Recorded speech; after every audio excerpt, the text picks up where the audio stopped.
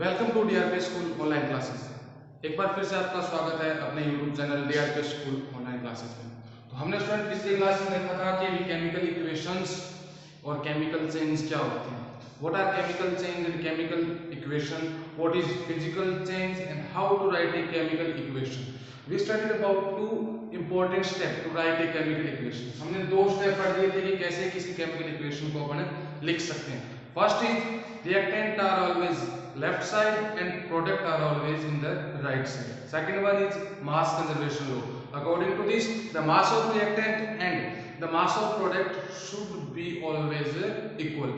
अगर इक्वल नहीं था तो हमने क्या किया था, केमिकल इक्वेशन को बैलेंस किया था, balancing the chemical equation. Now we studied about the third step to write a chemical equation. Chemical equation लिखने का तीसरा और इंपॉर्टेंट स्टेप कौन सा होता है? तो देखो तीसरे स्टेप में क्या होता है। तीसरा स्टेप ये कहता है कि आप कोई भी केमिकल इक्वेशन लिखो, उस केमिकल इक्वेशन के अंदर आप हमेशा अपने रिएक्टेंट और प्रोडक्ट की क्या लिखोगे, फिजिकल स्टेट, भौतिक अवस्था। मींस वो सॉलिड है, लिक्विड है, गैस है या फिर वो क्या है, एक्वस। इन चारों में से वो कौन सी कंडीशन के अंदर है वो हमेशा आप अपनी केमिकल इक्वेशन में दिखाओगे।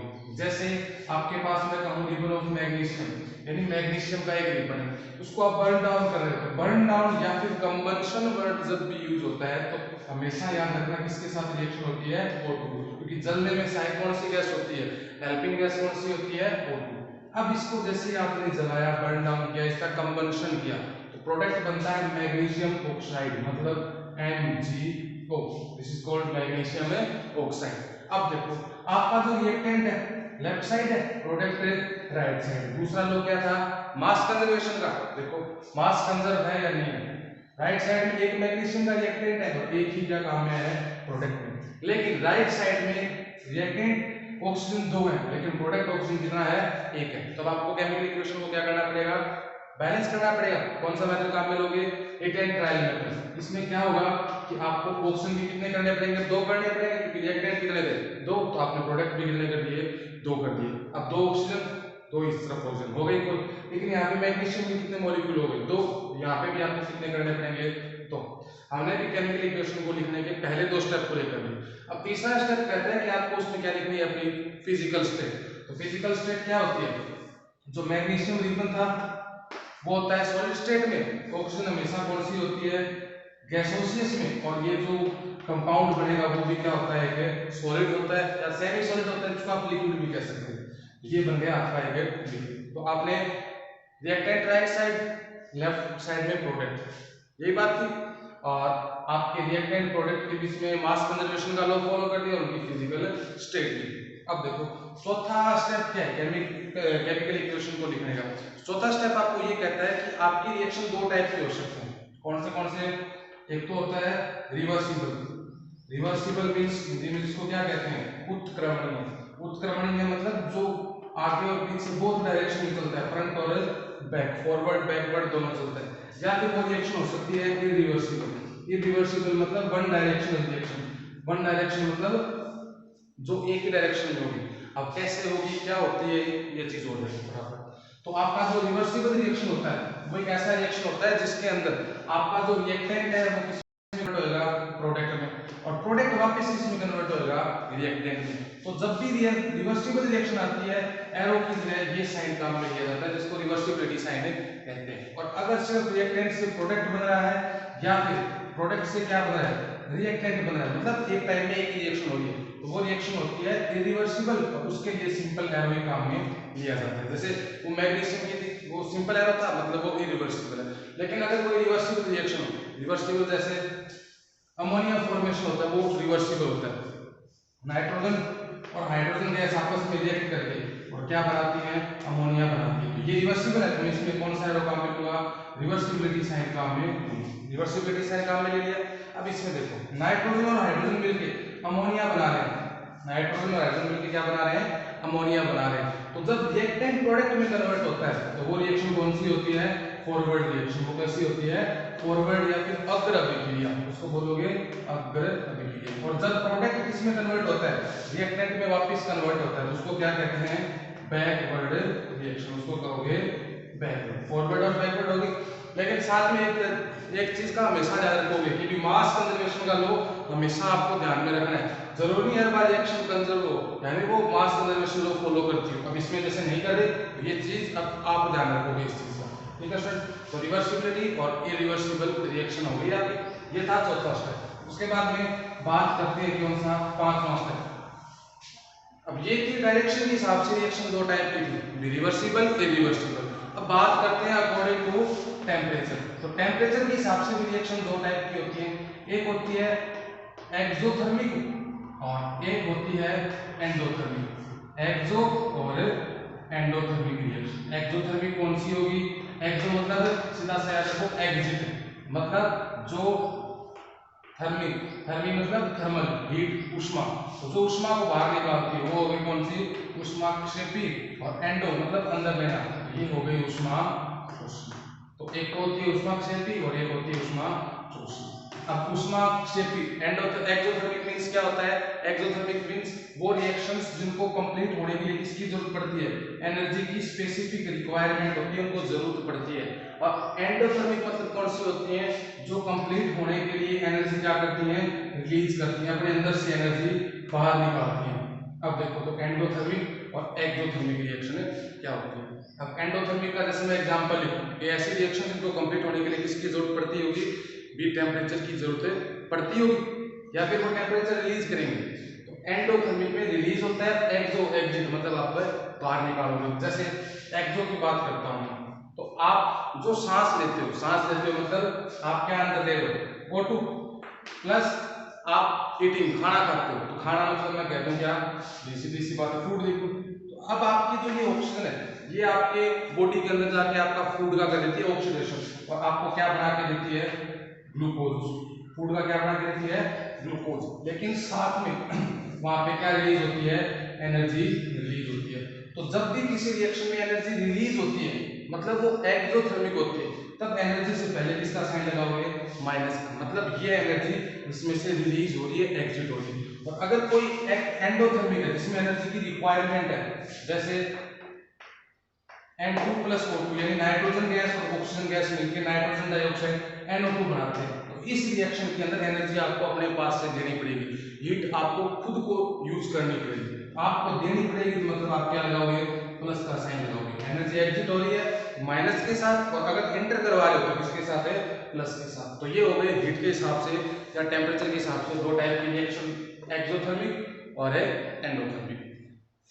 अब देखो तो आगे बात करते हैं, अपन ने 3 स्टेप और पढ़ दिया केमिकल इक्वेशन को लिखने के। फिजिकल स्टेट दिखाएंगे सर, उसके बाद एंडोथर्मिक, एक्सोथर्मिक, रिवर्सिबिलिटी, इरिवर्सिबिलिटी। अब देखो सर, अब आपका अगला है कि जब भी आप कोई कैटलिस्ट या फिर टेम्परेचर या प्रेशर किसी भी रिएक्शन को कंप्लीट करवाने के लिए अगर आप इन तीनों में से किसी एक कंपोनेंट का यूज कर रहे हो तो उसको हमेशा एरो के ऊपर लिखोगे। इस पे लिखोगे, एरो के ऊपर लिखोगे। अब देखो टेम्परेचर प्रेशर आपको पता है, टेम्परेचर यानी हीट देनी है उसको, और प्रेशर मतलब उसको कंप्रेस करना है। कैटलिस्ट मतलब ऐसे कंपोनेंट, ऐसे कंपाउंड, ऐसे सब्सटेंस जो रिएक्शन की स्पीड में क्या कर देते हैं? चेंज कर देते हैं। स्पीड में चेंज करने का मतलब हो गया, अगर कोई रिएक्शन फास्ट हो रही है मतलब उसके रिएक्टेंट जल्दी जल्दी फटाफट किसमें कन्वर्ट हो रहे हैं? प्रोडक्ट में, तो ये उसको स्लो कर देगी। और अगर कोई रिएक्शन स्लो हो रही है मतलब उसके रिएक्टेंट बहुत स्लोली प्रोडक्ट में कन्वर्ट हो रही है, तो ये उसको क्या कर देगी? फास्ट कर देगी। कौन है? कैटलिस्ट। और ये जितने भी होंगे, कोई भी कैटलिस्ट काम में लिया, कोई भी टेम्परेचर या प्रेशर आपने काम में लिया है, वो हमेशा किसके ऊपर लिखोगे? एरो के ऊपर आप काम में लोगे। जैसे हमने अभी अभी बात की थी कि N2 और H2 गैस नाइट्रोजन और हाइड्रोजन गैस मिलकर क्या बनाती है? NH3 अमोनिया बना सकती है। अब इस अमोनिया को बनाने में अपने आप तो ये बनेगा नहीं, इसको कुछ टेम्परेचर और कुछ प्रेशर की जरूरत पड़ती है। टेम्परेचर यानी 773 केल्विन और प्रेशर चाहिए होता है 200 atm। atm मतलब एटमॉस्फेरिक प्रेशर। तो अब ये दोनों चीजें टेम्परेचर और प्रेशर इस रिएक्शन की रिक्वायरमेंट है, इनको हमेशा किस पे लिखोगे? एरो के ऊपर लिखोगे। अगर मैं अगला बात करूं, कैटलिस्ट का एग्जांपल लेना चाहूं तो आपके कंपाउंड होता है इथीन। इथीन यानी जिससे अल्कोहल भी बना सकते हो आप, ये हो गया इथीन। इसकी मैं अगर हाइड्रोजन के साथ रिएक्शन करवाता हूं, किसके साथ रिएक्शन करवाता हूं? हाइड्रोजन। और अब आपने पढ़ा होगा ऑक्सीडेशन, ऑक्सीडेशन मतलब जिसमें ऑक्सीजन जुड़ता है, ठीक है। अब आता है ये होता है हाइड्रोजनेशन। हाइड्रोजनेशन मतलब इसमें कौन जुड़ेगा, हाइड्रोजन जुड़ता है। तो इथीन के साथ हाइड्रोजन जोड़ने के लिए आपको जरूरत पड़ती है कैटेलिस्ट की। क्यों? क्योंकि अगर बिना कैटेलिस्ट करोगे तो ये रिएक्शन बहुत स्लो होती है। इसको फास्ट करने के लिए आपको एक कैटेलिस्ट चाहिए होता है Na। Na मींस निकल, एक मेटल होता है जो कैटेलिस्ट की तरह काम आता है। अब आपका कंपाउंड क्या बन जाएगा, CH3 सिंगल बॉन्ड CH3, यानी इथीन लिया था आपने, उसका हाइड्रोजनेशन करवाया और एथेन बना दिया, यानी डबल बॉन्ड का कंपाउंड था, आपने उसको सिंगल बॉन्ड में कन्वर्ट कर दिया। अब ये काम किसकी मदद से हुआ, कैटेलिस्ट की मदद से। तो टेम्परेचर, प्रेशर या कैटेलिस्ट, जो भी आपकी रिएक्शन की रिक्वायरमेंट है वो हमेशा कैरो के ऊपर आप क्या करोगे, शो ऑफ करोगे, ठीक है स्टूडेंट। तो ये थे केमिकल इक्वेशन को राइट डाउन करने के स्टेप कि आप किसी केमिकल इक्वेशन को कैसे कैसे और कहाँ लिख सकते हो। कितने स्टेप हो गए, नॉर्मली 7 स्टेप हो गए, जो हमेशा आप किसी भी केमिकल इक्वेशन को लिखते टाइम या डिनोट करते टाइम क्या रखोगे, याद रखोगे। अब देखो ये 7 स्टेप हो गए। अब बात करते हैं टाइप, ये भी केमिकल इक्वेशन कितने टाइप की होती है या फिर कितने प्रकार की होती है। केमिकल इक्वेशन के टाइप या प्रकार हैं वो नॉर्मली रिएक्टेंट और प्रोडक्ट के बेस पे होते हैं। जैसे मैं पहला टाइप अगर बात करूं वो होता है एडिशन या फिर कॉम्बिनेशन रिएक्शन। अब एडिशन या कॉम्बिनेशन का मतलब क्या होता है, अगर सीधी भाषा में बात की जाए तो जुड़ना, यानी दो चीजें आपस में जुड़ती हैं, वही क्या होता है, एडिशन या कॉम्बिनेशन होता है। तो एडिशन या कॉम्बिनेशन के अंदर क्या होगा कि कोई दो रिएक्टेंट मिलके और एक सिंगल क्या बना के देंगे आपको, प्रोडक्ट, एक सिंगल बना के देंगे प्रोडक्ट। ऐसी रिएक्शन आपकी क्या कहलाती है, एडिशन या फिर कॉम्बिनेशन रिएक्शन। और जो एडिशन या कॉम्बिनेशन रिएक्शन होती है इसके अंदर आपके जो प्रोडक्ट होते हैं वो आपस में ज्वाइन होकर एक प्रोडक्ट बनाते हैं, सॉरी दो रिएक्टेंट आपस में ज्वाइन होकर एक क्या बनाते हैं, प्रोडक्ट बनाते हैं। तो अब ये जो प्रोडक्ट होता है ना, अब ये प्रोडक्ट इन्हीं दोनों का कॉम्बिनेशन होता है, मतलब इन्हीं के कैरेक्टर इसमें कहीं ना कहीं आपको देखने को मिलेंगे।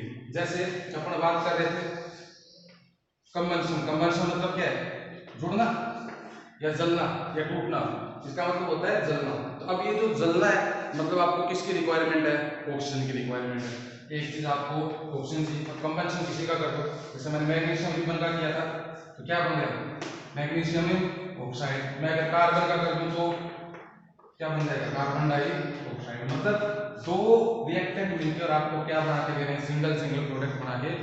ऐसी रिएक्शन क्या होती है, एडिशन रिएक्शन होती है। जैसे एक आपने भी पढ़ा था हाइड्रोजनेशन ऑफ इथीन, यानी इथीन का हाइड्रोजनीकरण जो पढ़ा था ये वाला, CH2 डबल बॉन्ड है, CH2 हाइड्रोजन जुड़ गया उनके साथ और रिएक्टेंट कैटलिस्ट कौन था, निकल, ये बन गया इथेन। अब इसमें भी दो रिएक्टेंट है एक प्रोडक्ट है, ये रिएक्शन कौन सी होगी, एडिशन या कॉम्बिनेशन रिएक्शन। तो इसका मतलब सीधा सा ये है कि कोई दो कंपाउंड, कोई दो मॉलिक्यूल, कोई दो एटम मिलके आपको एक सिंगल प्रोडक्ट बना के देंगे और वो रिएक्शन एडिशन या कॉम्बिनेशन रिएक्शन कहलाती है, ठीक है स्टूडेंट। अब जैसे आपने बात की थी एक्सोथर्मिक, एंडोथर्मिक, उसी प्रकार से ये पहला टाइप है एडिशन या combination reaction according to working.